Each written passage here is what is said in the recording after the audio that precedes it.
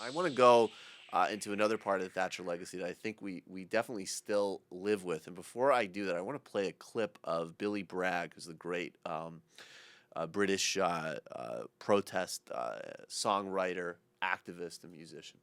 Give me a second You have here. that? I Okay, we don't. need a second. So basically, look, Margaret Thatcher is known for. There's no question that when she came to power in Britain, uh, the country was stagnating. The economy was sluggish. There was a lot of kind of cozy relationships between certain aspects of the business community, labor, government. Britain wasn't sort of moving, and the economy was deeply stagnant. Now, her answer to this was the answer that we've seen was Reagan's answer in America, and the answer we're still living the consequences of. Oh, do we have that sound?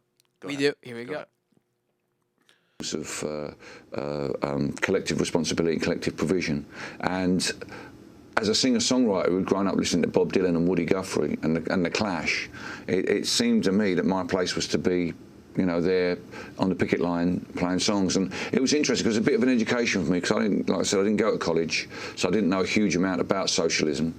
So it was a very steep learning curve. They wanted to know why this pop singer from London had come up to the coalfields, sitting up late at night on sofas with people, drinking cups of tea, smoking cigarettes, talking about politics.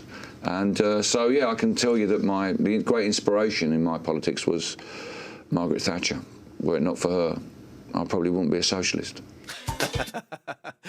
So I play that clip because I think he actually is giving a great historical overview because Thatcher came in at a time when you had a consensus in the UK and really arguably a consensus across a lot of industrialized countries, which was fraying. It was running into some trouble, but nonetheless, there was a consensus that you're going to have universal services. You're going to have anti-poverty programs. You're going to have a role for labor. You're going to have, in some respects, a collaborative decision-making process between the government, the private sector, and the public sector. Now, she came in to ruthlessly break all that up. And the narrative that we hear mostly in America and that has kind of reigned through the 80s and 90s, and I think particularly when credit was easily available and we were living through the tech bubble and the financial bubble, that this has sort of been the narrative, I think, arguably really up and through the 2007, the 2008 financial crash, which was that what Thatcher and Reagan did was destroy these monopolies in the public sector, unleash the power of the market, and raise living standards for everybody. Now, that's the kind of comfortable part of the narrative. Now, there's two really big problems with that, obviously. And one is what I love about that clip that Billy Bragg is talking about is that it wasn't like this was anywhere remotely a consensus process while it was happening.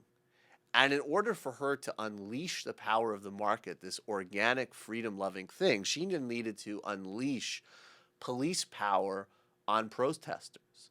She needed to unleash the state to literally destroy the domestic coal industry in Wales just so she could destroy that union. That was the purpose of unleashing that. And this is actually really where, I know a lot of people write in and reference Naomi Klein's shock doctrine. And I think that arguably in some ways, even more radically in the United States, Margaret Thatcher really implemented a shock doctrine on the UK. It was a very violent and controversial process, which led up to her actually proposing a poll tax, which is what eventually kind of led to even her own party dumping her at the end because she had proven so controversial, caused so much violence and so much agitation. So that's the first part of that narrative was that, this easy narrative is that all the unions were corrupt and the whole process was corroded. And look, that's not entirely untrue. But the way she did it, and what she grew out of it was incredibly brutal and incredibly one-sided and showed a complete disregard for people's livelihoods. Now, the second thing, and I think the other legacy that we still play out with too, is that the premise, though, of that first, of what she came up against being like outdated and outmoded and corroded, rests on the assumption that what she put in its place is sustainable and robust and resilient. And we all know that is complete nonsense. Because what did she put in its place? She hollowed out the industrial sector of Britain. Okay, so just like in the United States, you go through large swaths of America and you see places that essentially are bombed out. They're totally deindustrialized. People don't have work. There isn't opportunity for people to live middle class lives without, higher levels of education. And even obviously that's getting called into question in today's world. And she replaced it with deregulated financial sector, and an explosion of consumption, genuinely on the top end because they were making way more money, and in the middle class because credit was more readily available. So that's the world we live in, and I think the most disturbing thing is that if ever there was a time for, and then I think the other kind of historical step is that guys like Clinton and Blair came in. And their whole policy was, this is basically the framework we'll govern under, but we're going to soften the edges. We'll provide more training for people. We'll protect some social programs. And that was kind of the arrangement. And arguably, even though there was a lot of horrible things that came with that, there wasn't that much of an appetite for a different politics.